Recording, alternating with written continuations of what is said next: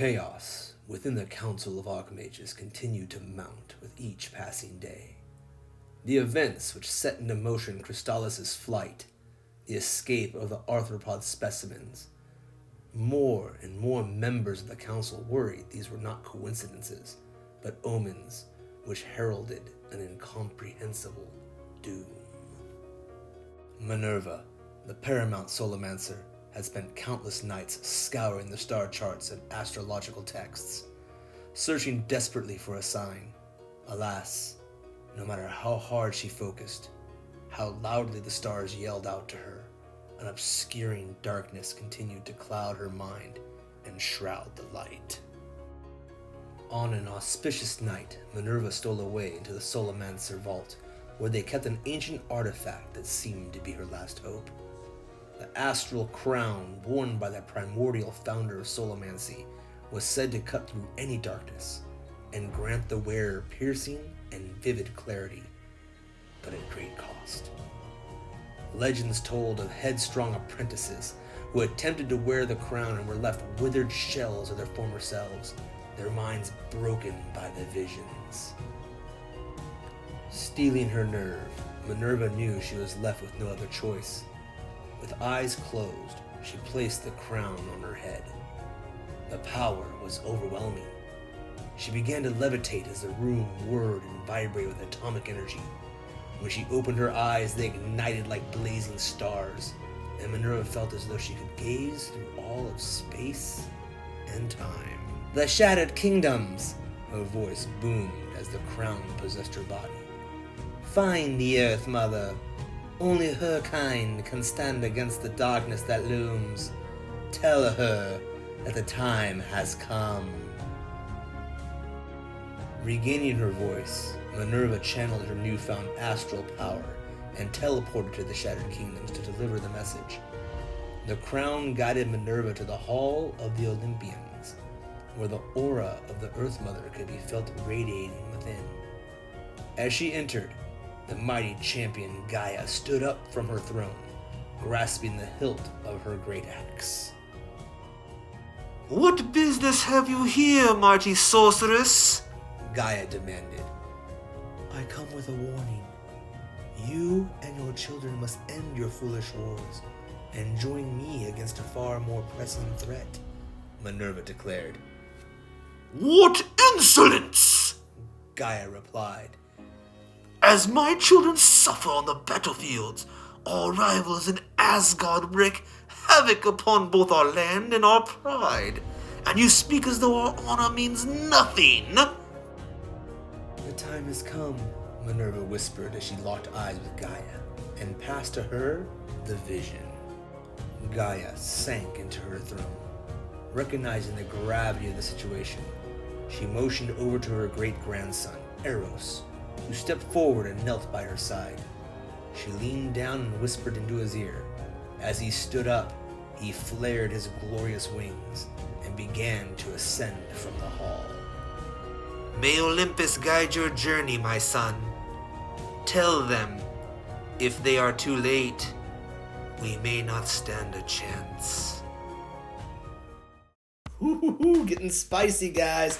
How's it going? This is Darshiggon, gaming on the dark side. GOTDS, GOTDS, coming at you with another video in our Gaming on the Dark Side Dawn of Titans event overview and free-to-play analysis series. This is episode number 7. We'll be covering the latest event, which is the new Archmage, the physical Archmage, Minerva. This event starts tomorrow, Thursday, April 29th, and will go all the way through Monday, May 3rd. It's going to be 90 hours for us to do it, so it's plenty of time for my grinders, guys. Let's see here. Minerva, the physical Archmage, arrives in the Shattered Kingdoms this Thursday, exhibiting heroic discipline. Her new troops, the Legionnaires, bring their own aura to battle. Enemies despair and become weaker as the battle rages. Interesting, a new unit, huh? Let's check it out here as we go along. But before we do, for those that are just interested in getting into the game as quickly as possible, here's your TLDR report. As a grinder, you can grind this event out for free if you have 23,694 gems lying around for a pure grind.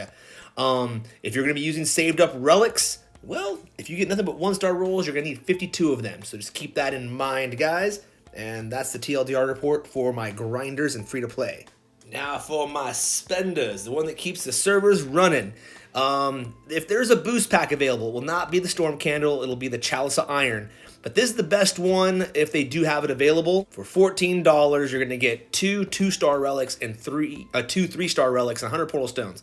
So, I mean, that's not too bad for the price. It does last well. Now, if you are going to be buying those packs, guys, it's going to take 7 to 8 of them. So you're looking about between $98 and $112 to basically get this event done in, I would say, maybe about an hour and a half, 2 hours or so.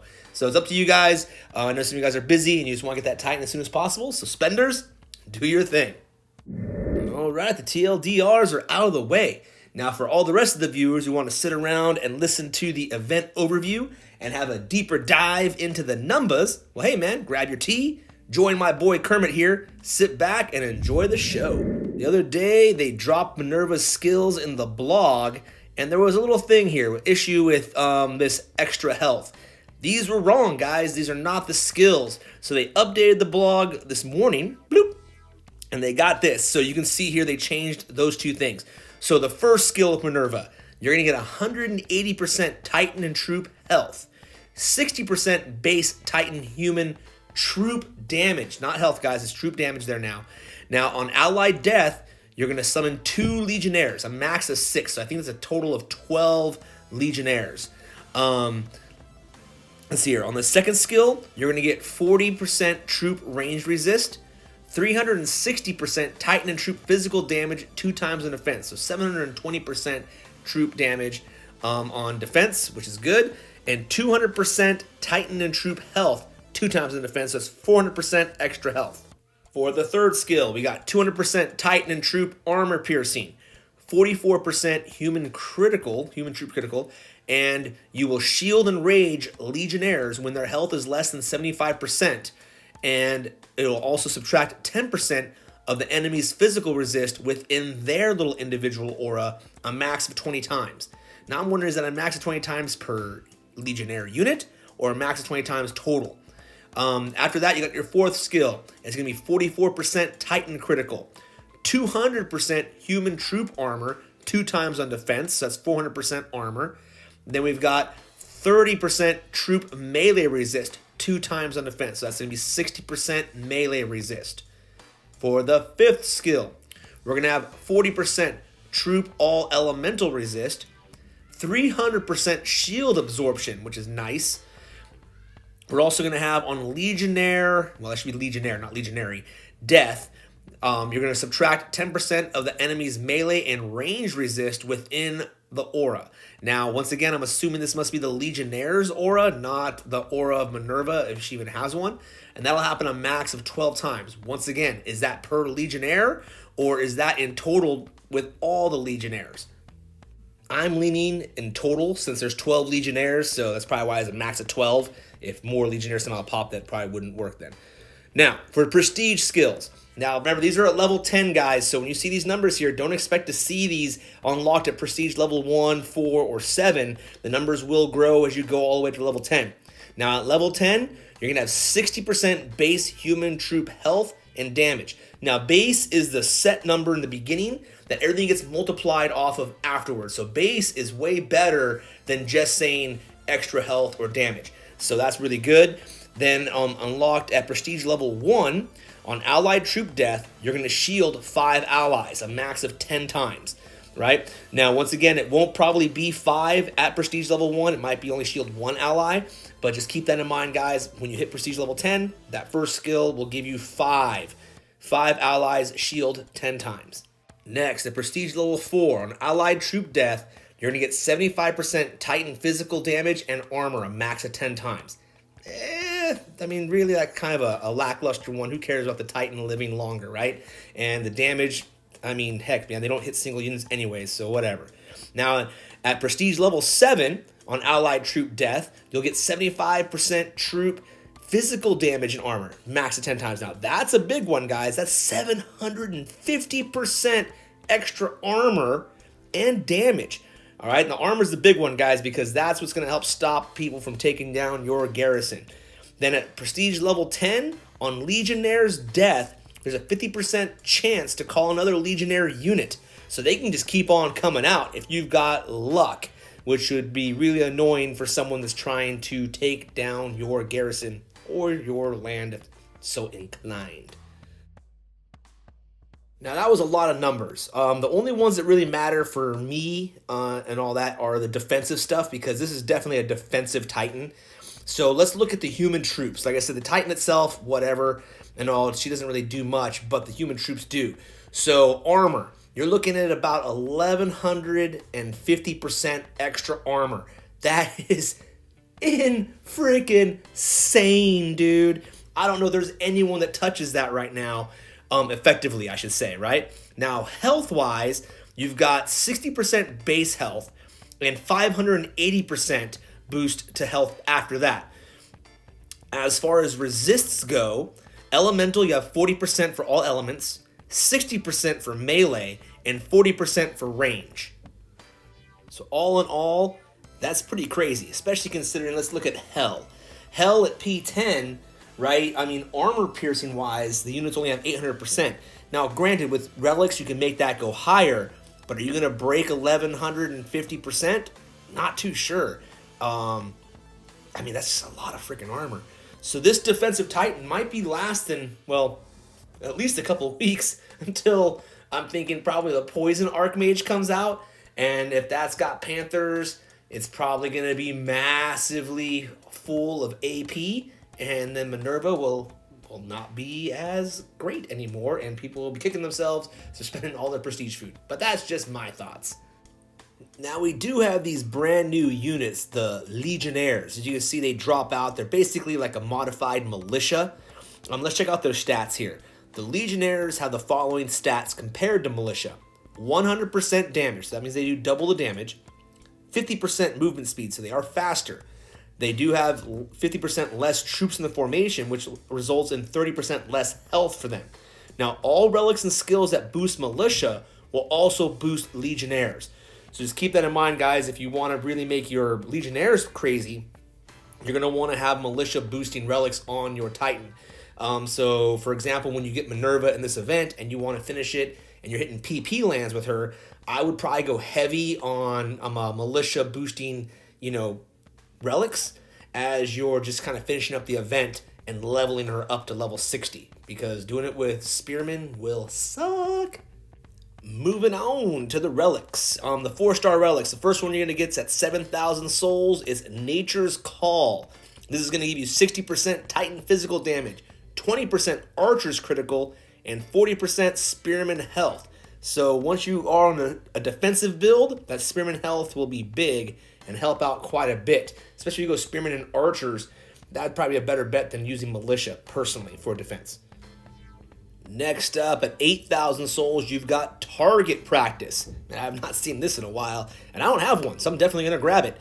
It's going to give you 48% Omega Archer armor piercing, 30% Spearman armor, and 30% all troop damage. Now, that's a great one. That goes for any troop. That's great, especially for any unit that might be using, or Titan that's using Omega Archers. Not too many of them that are what we're using right now, I don't think. In this event, the only one that might give you some Omega Archers would be Arrows, but not until you get, what, here, I'm a P10? Who's doing a P10 Arrows? Anyways, speaking of Arrows, 14,000 souls, you got Arrows coming out. This guy's going to give you Archer damage and summon Omega Goliaths. And like I said, at P10, you have a chance to summon Omega Archers. So I'm kind of an expensive proposition to get that one. But he's there. I think he's physical, or is he earth? I can't remember. Anyways, he should be just prestige food at this point in time. At 15,000 souls, you've got the Sky Shackles. This is going to give you 60% Omega Archer armor piercing. Once again, those are freaking Omega Archers, man. 20% Archer's critical, and 40% human troop damage. These are some weird relics to toss up in here. I'm sorry, I just don't know why they're tossing these Omega ones. in this event. It doesn't make any sense at all, but they're there. And like I said, the human troop damage is a big one. Then at 19,000 souls, you've got the Bountiful Harvest. This is going to give you 18% armor for all troops, any type, 24% troop health, and 18% Titan resist against ranged. Not too bad of a relic. I'd probably put this on a land defender, not my meta defender at all. But yeah, land defenders will go great. Now, at 21,000 souls, you got an awesome relic in the Astral Crown. 50% Titan physical damage. 30% troop base health. Base health is huge. That 30% is way bigger than just 30%, guys, because that's going to get multiplied hard by everything else. Then you got 20% Titan and troop melee and range resist. It's a great relic. The only thing that bites about it is that the first skill is physical, so only physical Titans can use it. In this case, Minerva works out perfectly, though, because she is physical. Speaking of Minerva, at 22,000 souls, you will be getting Minerva herself. This is the latest Archmage. If you haven't been collecting the Archmages, just know you'll probably be kicking yourself later, having to pay for them to get them later when their eventual Pantheon relic comes out. So, kind of curious what that's going to be. It'll probably be some kind of arthropod or something. Next, at 23,000 souls, you got the Solimancer's Energy. This is another great relic, guys. 40% Titan and troop armor piercings. That's any type of Titan, any type of troop. 25% Titan and troop critical, and 20% troop all elemental resist. That is a great relic. All around, can fit on anybody. I can see myself using this on a lot of different Titans, especially I want to boost up that elemental resist, but at the same time give them some good critical. Armor piercing is key in this current meta, guys. It's all about the armor piercing. You need it to drop the defensive Titans, and conversely, obviously, you need armor for your Titans or they're defending. Now, at 24,000 souls, you've got the Arca Lapidum. Lapidum? I don't know, something like that. Anyways, guys, it's 50% Titan physical damage, 40% Titan and troop health, and on allied troop death, you have a 35% chance to cast Shield on the Titan and 3 troops with a 20-second cooldown. As far as the Arcas go, this one I think I like the most. Shielding Titans isn't bad. Shielding 3 troops at the same time isn't bad. 20-second cooldown, though, kind of hurts. But if you got, let's say, Staff of Earth at the same time to kind of increase the duration, maybe it helps. But, overall, it's not the worst of the Arcas. That's for sure. Now, moving along. At 26,000 souls, you've got the Doozy of Fortune. I passed up on this last time, so I'm kind of glad it's here because I can grab it now. You got 50% Titan, troop, all elemental damage. So, all troops, all Titans. Great stuff there. 40% Titan and troop armor. Cool. And 40% Titan and troop armor piercing. So this could work on your defensive and offensive Titans. It is good all around. Not a bad relic. Go for it. Now, the event intangibles. Remember, guys, this is what you're really playing for in the game, right? What you're really spending your time or you're spending your grind on. In this event, you got 2 4-star Titans, Eros and Minerva, 8 4-star relics, and 575 divine gems. So whatever you're doing time-wise in this, whether it's a couple hours, you're spending a couple $100 or so, or you're spending 30 hours grinding it out, this is what you're going for. So you always have to ask yourself if the juice is worth the squeeze. Are these intangibles worth the investment in time and or money to do it? I can't answer that. That's going to be completely up to you. All right, guys, it's time to get into the math. Now, before we start, don't forget, I do not factor in Portal Stone refresh rates, Portal Stone reward drops. If you take longer than a minute in between your attacks, well, it's going to change how long it's going to take to grind this out.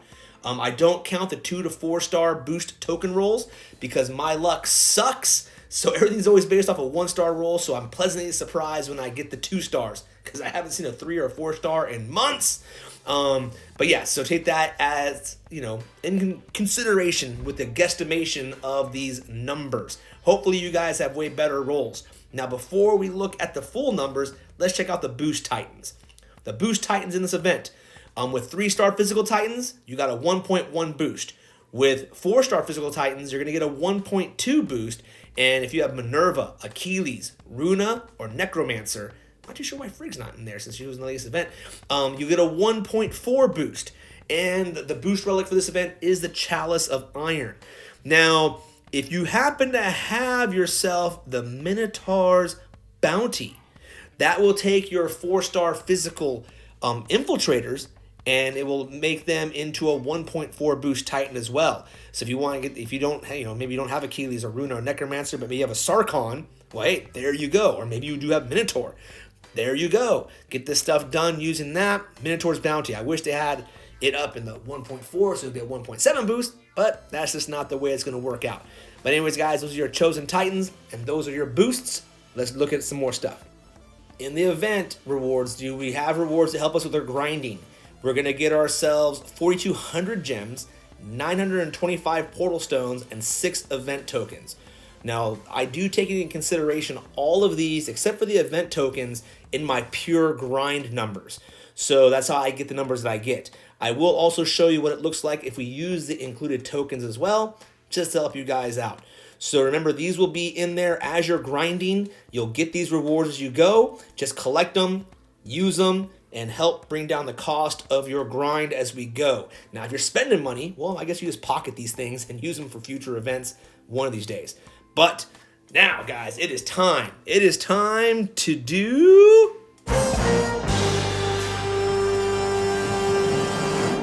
That's right, enter the grind. All right, so I broke this down a little differently today. We've got the 27,000 soul pure grind, a 27,000 soul using the 6 included event tokens, and then a 27,000 soul all 1-star boost. So you can see those numbers right there. So let's start off with the pure grind, not using any tokens whatsoever. You're looking at having to do 1,858 battles to finish this thing up, which will take you about 4,649 portal stones. Now, if you need to buy those stones, it's going to take 23,694 gems to do it. And with a minute turnaround time, you're looking at about 31 hours of grinding. So about a third of the weekend that we have available to us. Now, if you are going to use those 6 tokens that are included in the event, and you only get a 1-star boost, you're looking at 1,700 battles, a little over 4,200 portal stones, about 21,000 gems, and it shaves off a little under 3 hours, about 2.5 hours gets shaved off your time there. Actually, I think 3 hours gets shaved off. Anyways, doesn't matter. 2.5 hours. Now, if you decide to use all your saved rolls, or you're going to be spending a ton of gems buying relics, which I do not recommend, and you get nothing but 1-stars, well, hey, guys, it's only going to take you 464 battles to do it, right? That's not bad. And I don't have it on there, but that 1,398 gems, that's actually what you'll have afterwards. You get positive. You get more gems back than you have to spend. And it'll only take you 8 hours. But it'll be extremely, extremely expensive to do that. We're talking like, what, 52 relics? Taking that by 2,000 gems. That's 104,000 gems. That's an expensive proposition to do this event, guys. Just buy some boost packs if that's going to be the case. Yeah, see, so like I was saying, guys, you look at this one right here. If you have a 1.4 boost Titan, you get nothing but 1-star relic rolls. It will take you 52 saved or bought relics. You include the 6th in the event, you're talking 58 relics total to do this event. And like I said, it's based off a 1-star roll. And I know some of you guys are probably saying there's no way someone's going to roll 58 1-stars. But I remember talking to someone from, a week ago, and they rolled 30 1-stars. Trust me, man, the RNG, if it's not on your side, it's not on your side, man. It's going to hurt. So keep that in mind. Now, if you happen to roll better than a 1-star, you get a 2, 3, or 4-star, just use this handy little table. Pause the video, check it out. This shows you the reduction. How many less battles you need to do, how many less stones and gems, how much time we're going to shave off your grind, and basically how many souls each one of those relics is worth. Unstacked, of course. So, like I said, pause it, write down the numbers you need to, use that for your math to see how much more you got to grind out. If you have way better rolls than I do, I'm the 1-star king here, it feels like, man. So in closing, guys, to answer the eternal question I get all the time, how many tokens and gems do I need to do this event? Well, hey, the maximum amount of gems you need to have saved up are 23,694 gems. You're using those gems to buy portal stones, not event relics, guys. You're going to be grinding if you're going to do it this way. The maximum amount of tokens, if you have the worst luck possible, will be 52 of them, right? I am hoping that your luck is way better and you get nothing but 4-stars and you can bust this thing out with what? I think it'll take about, 13 relics? Not less than, like 10.